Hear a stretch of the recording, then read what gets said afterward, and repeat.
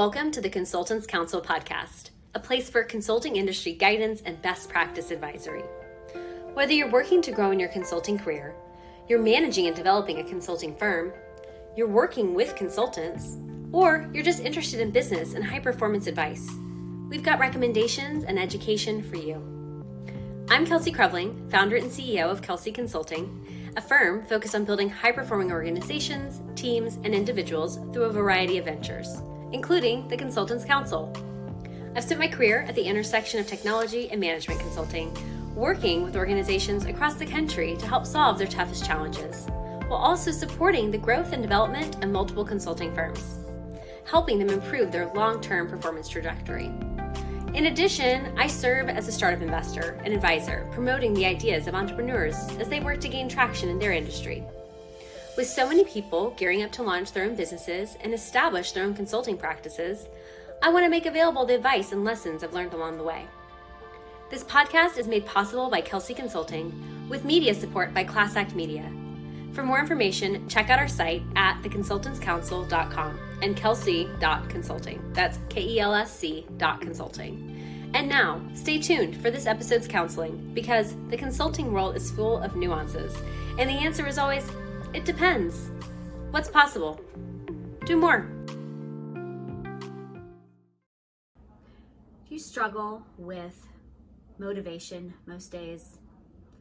Do you find it difficult to pursue the things that you think you're probably supposed to be doing? Do you lack the energy to get excited about certain activities or work that you're trying to accomplish? Well, in the spirit of the month that we're in, I would argue that what's missing is love. Infusing love into all the things that we do can make a profound difference in how much we enjoy them.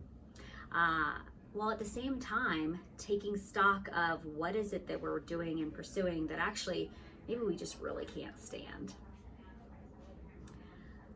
I think it's wise to take account and stock of what do you want to do more of?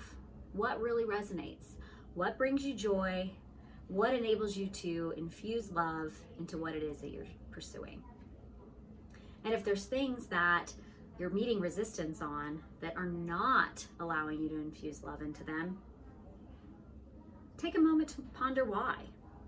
Why might you not be enjoying those pursuits? What is it about them that you're finding difficult to continue with?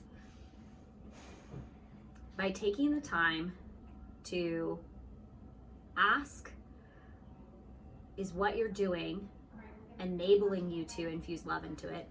And if it's not, if you're meeting that resistance, there's a strong reason why. Because the things that we're supposed to be pursuing, it's easy to infuse love into them.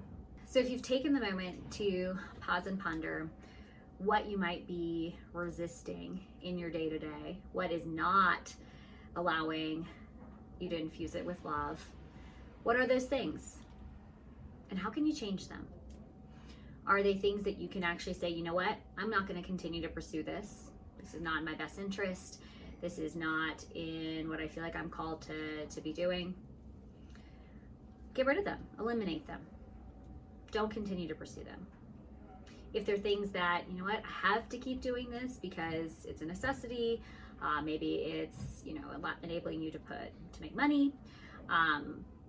For those, I would advise, see what you can do in the future to shift out of those activities, recognizing that, okay, this is no longer resonating with me. This is not something I want to continue focusing on or pursuing or doing.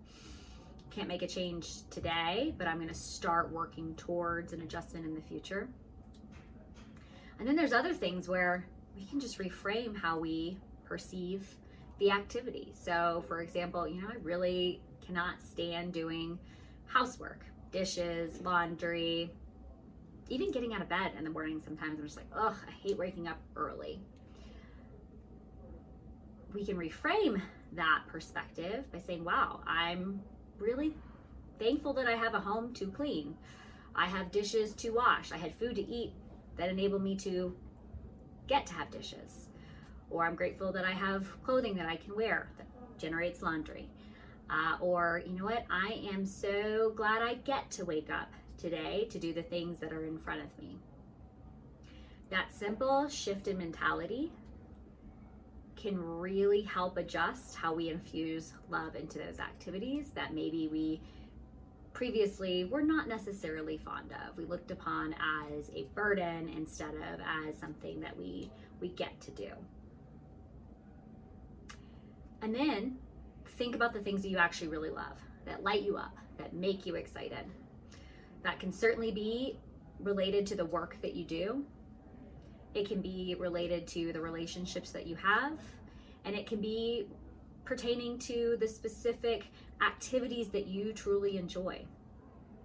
I would encourage you this month, February, the month of love, to really take account of how are you infusing love into all of your activities, all of your behaviors, all of your interactions.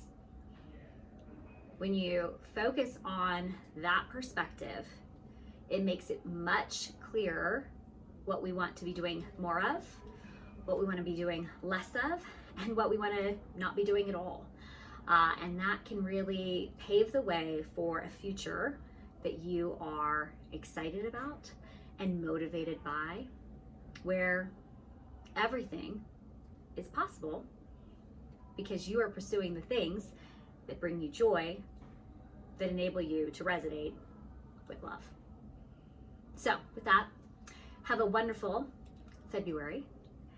Wishing you lots of love in all of your endeavors. And that's a wrap on this episode of The Consultants Council. Thank you so much for your interest and engagement. Let us know what you'd like to learn more about by writing in to info@theconsultantscouncil.com. Thanks to Kelsey Consulting for sponsoring this podcast and to Class Act Media for the media support. And with that, cheers and all my best. Have a great week. And remember, what's possible? Do more.